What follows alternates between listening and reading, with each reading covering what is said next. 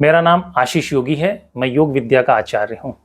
आज हम लोग योग की एक बड़ी रहस्यमयी मुद्रा शांभवी के ऊपर बात करेंगे। बहुत सारे लोगों को आपने शांभवी मुद्रा के ऊपर बात करते हुए सुना होगा। शांभवी मुद्रा योग की एक बड़ी रहस्यमयी मुद्रा है, जिसके बारे में शास्त्र में कहा गया है कि इस मुद्रा को जानने के बाद या इस मुद्रा को सिद्ध करने के उपरांत इसको इस तरीके से छुपाकर और संभाल के रखना है कि आपकी मृत्यु या आपकी जान चली जाए तो भी आप इस मुद्रा की गोपनीयता को भंग नहीं करेंगे।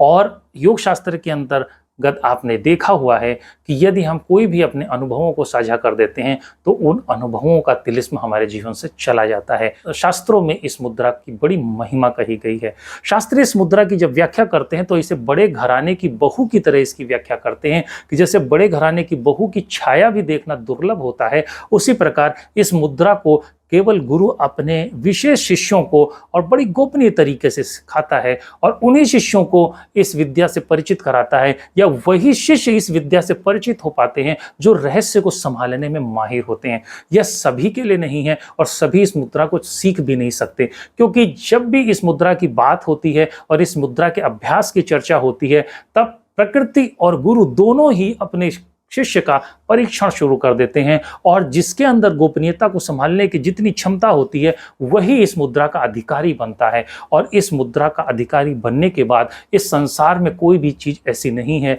जो आपके आनंद को बाधित कर सके। आप बिल्कुल उन्मुक्त रूप से सतत आनंद की धारा में रह पाओगे, जी पाओगे, और वास्तविक दृष्टि से इस संसार को देखने की क्षमता आपके भीतर आएगी। आपकी इंद्रियां अभी जिस तरीके से संसार को देख रही हैं, उसे परिभाषित कर रही हैं और उसका ज्ञान आप तक पहुंचा रही हैं, इससे ठीक विपरीत तरीके का ज्ञान आपको इस मुद्रा की सिद्धि के उपरांत प्राप्त होने लगेगा। इसलिए इस मुद्रा को योग की सभी मुद्राओं में प्रधान कहा गया है और भगवती के नामों में भी इसका नाम रखा गया है। भगवती के जो 108 नाम हैं उसमें एक नाम उनका शांभवी भी है। यह जो मुद्रा है यह अति गोपनीय है। इस मुद्रा की थोड़ी सी चर्चा करते हैं। और चूंकि यह मुद्रा अभ्यास से सिद्ध होती है, इस मुद्रा का कोई भी लाभ आपको इसकी चर्चा करने से, इसके ऊपर बातें करने से आपको नहीं मिलेगा। इसका चरण दर चरण, स्टेप बाय स्टेप जो अभ्यास है वो जब आप ठीक ठीक रीति से करते हैं तभी आप इस मुद्रा में माहिर हो पाएंगे और इसकी दिव्यता को समझ पाएंगे। ये बहुत रहस्यमय है और मजे की बात है कि इसके रहस्य को समझने के बाद ना आपके भीतर जिज्ञासा होगी कुछ किसी को बताने और समझाने की, और ना ही इस मुद्रा को किसी को जनाने की आपको कोई रुचि होगी। आप इसका आनंद लेने में ही रह जाओगे। इस मुद्रा के समझने के लिए ये बात समझनी होगी कि यह मुद्रा केवल योग की ही एक क्रिया से सिद्ध होती है। उस क्रिया का नाम है त्राटक क्रिया।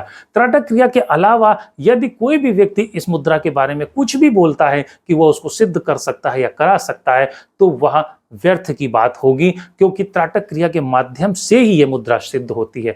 जब त्राटक क्रिया का आप अभ्यास करते हैं तो इससे आपके भीतर एक प्रतिछाया का उदय होता है। आप जिस प्रतिछाया को अपने भीतर देखते हैं उस प्रतिछाया को देखने पर आप धीरे धीरे अपनी आंख की स्थितियों को बदलते हैं और आंखों पर विशेष प्रकार के कोण की स्थापना करते हैं। जब आंखों पर विशेष प्रकार के कोण बनते हैं और उन्हीं कोणों पर ठीक ठीक तरीके से आप अभ्यास लगाते हैं तब इस मुद्रा की सिद्धि की तरफ आप गति करते हैं।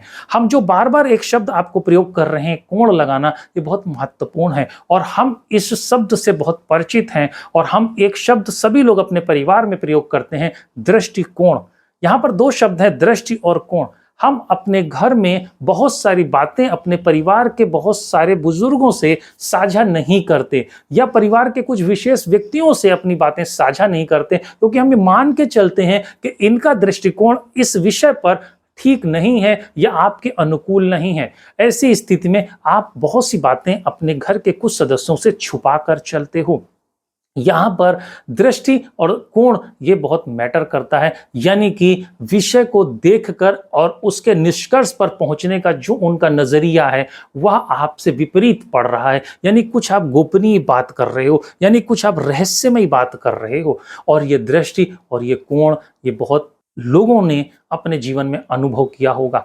कई बार हम किसी व्यक्ति से मिलते हैं, अपने मित्र से मिलते हैं, तो मिलते समय हम उसके हाव भाव और बिना बोले उसकी आंखों की भाषा से समझ जाते हैं कि उसको मेरी मुलाकात कैसी लगी और उसे मेरा मिलना प्रीतिकर लगा कि अप्रीतिकर लगा। यह हम उसकी आंखों के आधार पर ही समझ जाते हैं। यहां पर भी दृष्टिकोण ही काम कर रहा है। इसी प्रकार बहुत सारी जो महिलाएं हैं उनको एक गॉड गिफ्टेड हुनर प्राप्त होता है कि उन किसी भी महिला को यदि पीछे की तरफ से कोई भी स्त्री या पुरुष अच्छी निगाह से ना देखे तो जो महिलाएं होंगी वो बिना पलटे बता देंगे कि उनको किस तरफ से अच्छी निगाह से नहीं देखा जा रहा है। यह भी राज उनको दृष्टिकोण से ही जुड़ा हुआ है और इन्हें कुदरत की तरफ से प्राप्त है। महिलाएं बिना पलटे बता देंगे कि उन पर पड़ने वाली दृष्टि कैसी है, शुभ दृष्टि है कि अशुभ दृष्टि है और किस तरफ से वह दृष्टि पड़ रही है। ये भी उनके अंदर रहस्यमयी गुण है।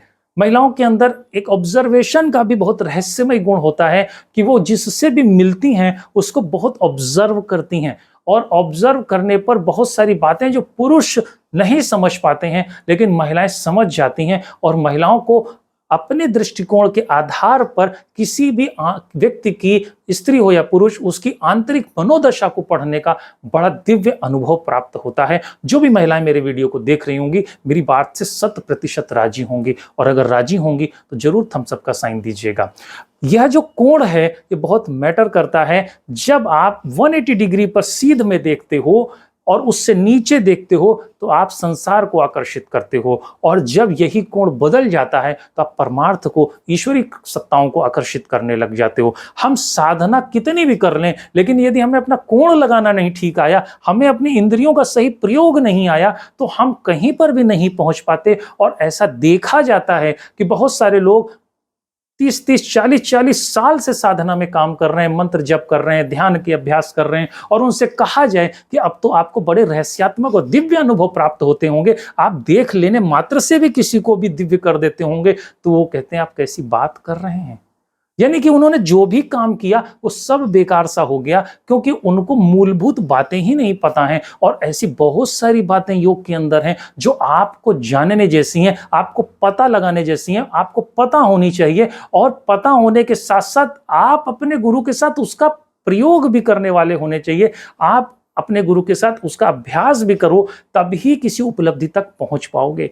परीक्षा के समय बहुत सारे विद्यार्थियों ने, जब हम विद्यार्थी थे तब का अगर चिंतन करें तो हमें किसी प्रश्न का उत्तर अगर नहीं आता था तो उस समय पर हम अपनी सर को ऊपर करके ऐसे आकाश की तरफ या अपने जिस रूम में हमारा पेपर चल रहा है उसकी छत की तरफ ऐसे देखते हैं और सोचते हैं तो हमें थोड़ी देर बाद उस प्रश्न का उत्तर या कुछ रास्ता आ जाता है। हम ऊपर क्यों देख रहे हैं, हम नीचे क्यों नहीं देख रहे हैं और ऊपर ही सब क्यों देख रहे हैं। और जब कोई व्यक्ति, आपने कई बार मूवी में देखा होगा और भी अपने जीवन की परेशानियों में देखा होगा कि जब आप बहुत परेशान हो जाते हैं तो भी आप आकाश की तरफ देखते हैं और कहते हैं प्रभु पता नहीं कहां से रास्ता आएगा, कुछ मदद करो। तो इसका मतलब आपकी जब दृष्टि ऊपर जाती है तो कुछ होता है। आपने बहुत सारे क्रिकेटर्स को देखा होगा जब वो सेंचुरी पूरी करते हैं, सेंचुरी पूरी करने के बाद ऐसे आकाश की तरफ पता नहीं क्या कुछ करके बोलते हैं जैसे किसी से कुछ उन्होंने बात की हो।